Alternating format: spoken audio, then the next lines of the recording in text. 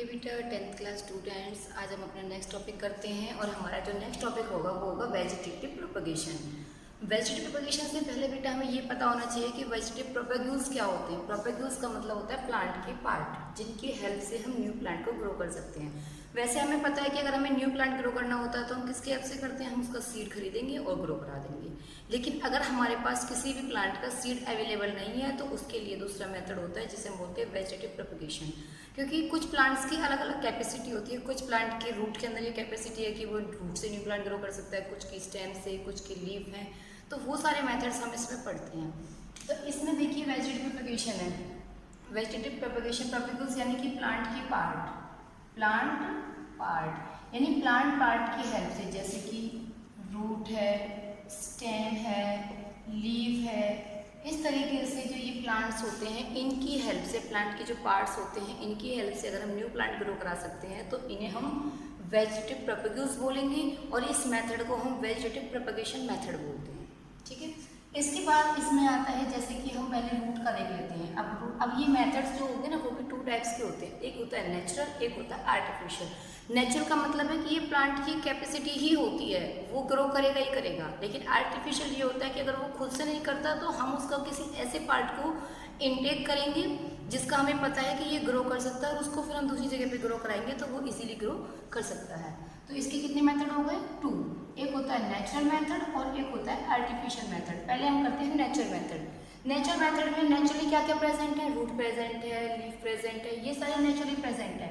तो रूट्स में देखो, रूट्स में जैसे मान लो गवावा प्लांट है, गवावा प्लांट की जो रूट होती है, गवावा प्लांट की जो रूट होती है उसके अंदर बड प्रेजेंट होती है। उसके ऊपर सपोज दैट ये एक रूट हो गई, रूट के ऊपर ये क्या प्रेजेंट होती है? बड प्रेजेंट होती है। और इस बड की वजह से ये प्लांट की जो रूट है वो भी न्यू प्लांट को ग्रो कर सकती है। अगर हम इसकी रूट को कहीं दूसरी जगह पे ग्रो कराएंगे तो ये इजीली ग्रो कर जाएगी। इसी के बाद एक चीज़ होती है, देखो आपने आलू वगैरह देखे होंगे, ठीक है, उस मेथड को हम बोलते हैं ट्यूबर। अब जैसे अब आलू होते हैं, पटेटो, ठीक है, तो पटेटो के ऊपर आपने ब्लैक ब्लैक इस तरीके से स्पॉट देखे होंगे। इन स्पॉट्स को हम बोलते हैं आई। क्या बोलते हैं? आई। और इस मेथड को हम बोलेंगे ट्यूबर मेथड, यानी कि इन्हीं को हम ग्रो कराएंगे और जो ये आईज होती हैं इन्हीं को ट्यूबर भी बोल देते हैं। तो ये इनसे ही न्यू प्लांट है वो ग्रो कर सकता है, यानी ये भी एक तरीके से बड होती है। आई क्या होंगी? बड होंगी और इन्हीं से न्यू प्लांट है वो ग्रो हो सकता है। इसके बाद एक आ जाता है इसी में ही Bryophyllum leaf. Bryophyllum leaf very very important है ये वाला। ब्रायोफाइलम लीफ में क्या होता है, जो इसकी लीफ होती है, ये जैसे सपोज दैट ये एक लीफ हो गई, ठीक है, तो इसकी जो ये नॉचेस होती हैं इस तरीके से ये लीफ हो गई, ठीक है, तो इसके ये जो नॉचेस हैं इनकी नॉचेस पे बड होती है। क्या ग्रो होती है? बड। और ये बड है वो ग्रो कर सकती है, बड है जो वो ग्रो करेंगी, न्यू प्लांट को इजीली ग्रो कर सकती हैं। इस तरीके से ये बड हो गई, ठीक है। जब ये लीफ यहाँ से डिटैच हो जाएगी, नीचे गिर जाएगी, तो इसकी सारी बड है वो ग्रो करेंगी और न्यू प्लांट को फॉर्म कर सकती हैं। तो ये कहलाएंगी बड और ये होते हैं इनके नॉचेस। ठीक है बच्चे, यहाँ तक आपका क्लियर हो गया होगा। इसके बाद हमारे आते हैं इसमें आर्टिफिशियल मेथड। Artificial method. अब आर्टिफिशियल मेथड में पहला मेथड आता है कटिंग। देखो कटिंग के अंदर क्या होता है, कटिंग के अंदर हम क्या करते हैं, किसी पार्ट को कट कर देते हैं और दूसरी जगह ग्रो कर देंगे। जैसे कि मैंने आपको एक एग्जांपल शुगर केन का दिया है। और आपने सुना भी होगा कि अगर हमें गुलाब का पौधा लगाना होता है तो हम कैसे लगाते हैं, हम उसकी छोटी सी स्टेम लेते हैं और उसे हम कहीं भी दूसरी जगह पे ग्रो करा देंगे तो वो इजीली ग्रो हो जाएगा। तो ये कटिंग वाले में क्या होते हैं, we will take a small part of any plant and that grow it to the another place and then where it can easily grow and form new plant like sugar cane and rose, ठीक है। इसके बाद आता है layering. देखो जैसे बेलें वगैरह होती हैं, ठीक है, बेलें वगैरह होती हैं तो उनकी कैपेसिटी नहीं है कि उन्हें हम दूसरी जगह ग्रो करेंगे तो वो क्या हो जाएंगी, दूसरी जगह पे ड्राई हो जाएंगी, सूख जाएंगी, वो जर्मिनेट नहीं कर पाएंगी। क्योंकि प्लांट को ग्रो होने के लिए या तो उसकी खुद की कैपेसिटी हो या फिर उसके पास रूट अवेलेबल होनी चाहिए।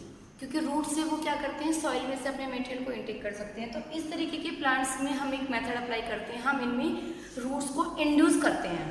क्या करेंगे, हम रूट्स को इंड्यूस करेंगे। यानी रूट्स को इंड्यूस कैसे करेंगे, जैसे देखो ये कोई भी सपोज दैट ये एक प्लांट की बेल होगी, ठीक है, ये कोई भी प्लांट है, बेलों वाले प्लांट है जो वीक स्टेम प्लांट्स होते हैं, दे हैव टेंडल्स, ठीक है। इस तरीके के प्लांट होंगे तो हम क्या करेंगे, इसके स्टेम में थोड़ा सा कट लगाएंगे। क्या लगाएंगे, कट लगाएंगे और इसमें सम इम्पोर्टेंट हार्मोन्स को इंड्यूस कराएंगे, ठीक है। सम इम्पोर्टेंट हार्मोन्स को जब हम इंड्यूस कराएंगे तो इसका जो ये वाला पार्ट है यहाँ पे क्या ग्रो हो जाएगी, रूट, यहाँ पे रूट ग्रो हो जाएगी। और जब रूट ग्रो हो जाएगी तो हम इतने पोर्शन को यहाँ से डिटैच कर देंगे और जो रूटेड पार्ट है इसको कहीं अनदर प्लेस पर हम इजीली ग्रो करा देंगे। तो ये होता है लेयरिंग, यानी कि without detaching we induce roots and after growing root then we separate the rooted part and grow it another place. This process are called layering process, ठीक है। इसके बाद थर्ड पार्ट आ जाता है ग्राफ्टिंग में क्या होता है, ग्राफ्टिंग में हम करते हैं कि हमें अगर 2 वैरायटीज इंड्यूस करानी हो, 2 वैरायटी इंड्यूस करानी हो तो 2 वैरायटियों की, लेकिन उनका जो वस्कुलर सिस्टम है यानी जाइलम फ्लोएम की जो अरेंजमेंट है वो सेम होनी चाहिए। तो इस तरीके से जो ग्राफ्टिंग है उसमें हम अदर प्लांट की लीफ स्टेम लेते हैं। जैसे देखो मान लो कि ये कोई एक प्लांट हो गया, ठीक है, और ये इसकी यहाँ पे करते हैं, जैसे कि मान लो ये कोई भी प्लांट है, ठीक है। अब इस प्लांट की ये रूटेड प्लांट है और ये इसकी स्टेम है, ठीक है, ये इसकी स्टेम है। अब हम किसी दूसरे प्लांट की, ये कौन सा प्लांट था, रूटेड प्लांट, अब हम इसकी किसी दूसरे प्लांट की स्टेम को ले लेते हैं। दूसरे प्लांट की हमने स्टेम को ले लिया और इसको हमने इधर से कट कर दिया है, इसको इधर कट करके इसको यहाँ पे जोड़ देंगे। इसको जोड़ने के बाद हम इसको बांध देंगे और इसमें इंपॉर्टेंट हार्मोन्स को इंड्यूस कराएंगे। कुछ टाइम के बाद हम देखेंगे कि जो इसमें न्यूट्रिएंट सप्लीमेंट है वो इसमें भी फ्लो करेगा और ये स्टेम है, ये इसका पार्ट बन जाएगी। जैसे ये वाली स्टेम है, अब हमने ये वाली पार्ट को कट कर दिया था, इसमें से इतने पोर्शन को हम इसमें कट करेंगे, कट किया और इसको हमने इसमें जोड़ दिया, ये वाला पार्ट इसमें जोड़ दिया। अब हम इसको यहाँ से बांध देंगे और अब कुछ टाइम के बाद हम देखेंगे कि इसमें न्यूट्रिएंट्स की सप्लाई है वो बराबर हो रही है। तो इस तरीके का जो मेथड होता है इसको हम ग्राफ्टिंग मेथड बोलते हैं। तो इसमें जो रूटेड पार्ट होता है इसको हम बोलते हैं स्टॉक, और जो हमने दूसरा लिया है स्काइम, और जिसमें हम 2 ग्रुपों को कंबाइन करेंगे वो होता है ग्राफ्टिंग मेथड। तो मेरे हिसाब से ये आपको वेजिटेटिव प्रोपेगेशन समझ में आ गया होगा। एनसीईआरटी की बुक से आप इस टॉपिक की रीडिंग लगाएंगे और उसमें जितने भी एग्जाम्पल आपको दे रखे हैं आप उन्हें अच्छे से तैयार करेंगे। ओके बेटा, थैंक यू।